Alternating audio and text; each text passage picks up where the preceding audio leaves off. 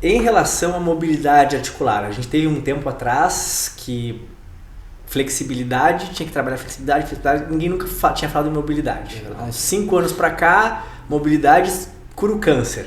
Brincadeiras à parte. Qual a real importância então da mobilidade? Hoje a mobilidade está inserida inclusive no mundo da musculação, do fisiculturismo, que era um mundo muito fechado. Se a gente pensar um tempo atrás, era um mundo fechado que não abria a porta para muita coisa. E hoje não, então hoje a gente tem aí a musculação abrindo portas para muita coisa. Acho que o meio fitness, todo mundo se conversa. Eu lembro que há uns 3 anos atrás, quando chegou o CrossFit, era um preconceito de todo mundo. E hoje está todo mundo se conversando, todo mundo meio que indo junto. Qual a importância da mobilidade articular para o esporte, para a vida da pessoa, para a articulação? O que a mobilidade influencia ou não? Assim, realmente, né, isso é fato. A gente nunca falou em mobilidade, nunca pensou em articulação. A gente pensava em músculo encurtado e que eu tinha que alongar para evitar dor muscular tardia, por exemplo, né? Porque eu sei lá, eu estou alongando, eu vou estimular o órgão tendinoso de Golgi, o meu músculo vai receber uma ordem de destensionar e vai me dar uma sensação de bem-estar. Se isso evita lesão, não se sabe. Talvez, inclusive, a gente fazer esse tipo de estímulo, né, antes do esporte, talvez diminua a produção de força de potência. Isso também ainda é discutível.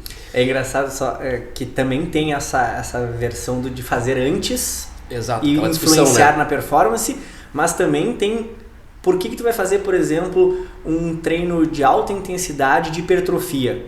Que tu já teve uma lesão, um dano muscular, então por que tu vai alongar depois? Para talvez estirar mais essa fibra e ter mais lesão. Então acho que tem muitos vieses dentro da questão da flexibilidade, né? Exatamente. Então a gente não tem hoje assim nada que seja extremamente específico. Tem que fazer antes, depois, durante, mais, menos, né? O fato assim, a pessoa tem que fazer o que ela se sente bem, né? E o que a gente vê que não interfere negativamente na performance motora. Mas com relação à mobilidade, né, a gente sabe que mobilidade estimula, né, a questão do líquido sinovial ficar mais circulante. Então a minha articulação ela fica mais solta, eu consigo me movimentar melhor, aqueles tecidos conseguem deslizar entre si de uma maneira mais adequada, né? Acaba estimulando também a consciência corporal, né, porque eu trabalho em grandes amplitudes. Então é extremamente importante como uma preparação para o esporte. Indivíduos que já têm, né, e a tendência é que a gente desenvolva, se não realizar trabalho de mobilidade, uma hipomobilidade, uma rigidez em determinadas áreas, é muito mais importante, né? E a gente sabe hoje que, eu tenho uma mobilidade ruim, por exemplo, na minha cervical, daqui a pouco eu estou sobrecarregando meu ombro, fazendo meu crossfit, por exemplo, porque eu preciso de uma mobilidade adequada de todos os segmentos, né? A mobilidade hoje ela é fator de risco para dor anterior no joelho, para lesões no joelho, tanto de tornozelo quanto de quadril, né? Então, se eu não tenho uma boa mobilidade, com certeza eu estou aumentando o meu risco. Isso aí está bem evidenciado também. Mas uma coisa que eu acho também extremamente importante, e às vezes o pessoal esquece, porque a mobilidade ela é dita importante. Bom, beleza, então eu tenho que fazer mobilidade. Vou chegar na minha academia, vou lá fazer mobilidade de tornozelo e mobilidade de quadril. Tá, mas e se eu tenho daqui a pouco uma hipermobilidade no meu quadril? Será que eu preciso fazer aquilo? Será que aquilo talvez não seja um fator que vai influenciar negativamente, seja na minha performance, ou seja, daqui a pouco a longo prazo na minha própria articulação? Então, assim, a gente tem que ter uma mobilidade adequada.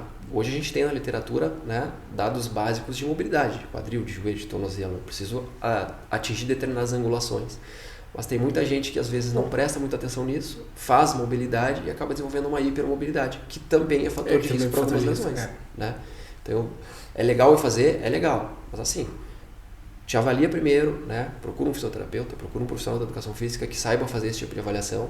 E aí tu vai ver qual tipo de mobilidade tu vai ter que fazer. Não simplesmente sair fazendo de uma maneira generalista, porque isso, né, às vezes pode não otimizar a performance, né? Às vezes pode até piorar a longo prazo. Então isso tudo também acho que as pessoas têm que entender que é importante passar por um processo de avaliação também nesse sentido, né? Quais métodos de avaliação que tu indicaria para quem busca avaliar então a mobilidade? O famoso goniômetro? O goniômetro é que agora não é mais goniômetro, né? Agora é inclinômetro, mudou o nome. Exatamente. Mas o goniômetro sempre funciona bem se o profissional souber utilizar, né? Mas a gente tem posicionamentos. Hoje tu abre o aplicativo do celular e está ali o inclinômetro, né? Se eu souber quais as angulações pré-determinadas que aquela articulação ela deve atingir em média, eu vou conseguir verificar restrições ou, né, hipermobilidades. Tendo essa informação, a gente consegue então encaminhar, né, algum tipo de exercício, algum tipo de metodologia com esse paciente. Lembrando também que às vezes a gente vai avaliar uma questão de mobilidade de maneira passiva, né, que a gente deve fazer, mas a mobilidade ativa também é importante. Tá? Então, daqui a pouco avaliar como é o comportamento durante o padrão de movimento daquele paciente, daquele indivíduo, né? Porque se ele está ali deitadinho na maca, sem carga, e eu movimentar, e eu der uma forçadinha, daqui a pouco eu não pensar em algum, né, não observar algum tipo de movimento compensatório, a mobilidade dele daqui a pouco vai estar boa, né? E se eu não prestar atenção, então, em todo esse aspecto, assim, eu posso estar também deixando algum tipo de viés de informação. Maravilha. Sempre que a gente vai aplicar então qualquer conceito de mobilidade, principalmente com atleta, dentro de boxe de crossfit, onde for, é importantíssimo avaliar o movimento que a pessoa vai realizar. Né? Porque uma coisa é uma pessoa realizar ali um movimento de ativação de escapular e ombro com um bastão de PVC, e outra coisa é realizar um movimento com uma barra e mais 40 quilos. Né? Exatamente. Eu acho que é uma dinâmica totalmente diferente, de questão de gravidade, e eu acho que esse é um ponto que a maioria dos profissionais acaba pecando. Pô, a pessoa tá com uma mobilidade legal ali com um bastão de PVC, que pesa menos de 1 kg, tá, pega a barra de 20. Pô, quantos por cento aumentou essa carga, né? E a pessoa tá lá toda torta, fazendo uma compensação na lombar, que é o que mais acontece, ou até a questão que eu vejo também que existe muita, vamos dizer assim, falta de conhecimento, coisas básicas, que a pessoa não saber que o ombro depende da escápula, a gente falou que a lombar depende do quadril. Então essa questão de sinergia, acho que ainda a pessoa precisa estudar mais para entender antes de botar uma barra lá de 20 quilos ou qualquer outra coisa. Sobre métodos de recuperação no esporte. Então acho que cada vez mais aí outra coisa que está super em alta, e principalmente da crioterapia. Principalmente imersão, né? Hoje em dia todo mundo tem na varanda de casa, tem lá uma piscina de imersão. Qual o benefício da crioterapia, essa de imersão? Para que ela serve? Quanto tempo a pessoa deve ficar? Enfim, faz um resumo aí para nós. Porque é muito utilizado no futebol há muito tempo, né? É muito utilizado no futebol, né? Realmente, há muito tempo. Eu lembro de viagens assim, Copa São Paulo.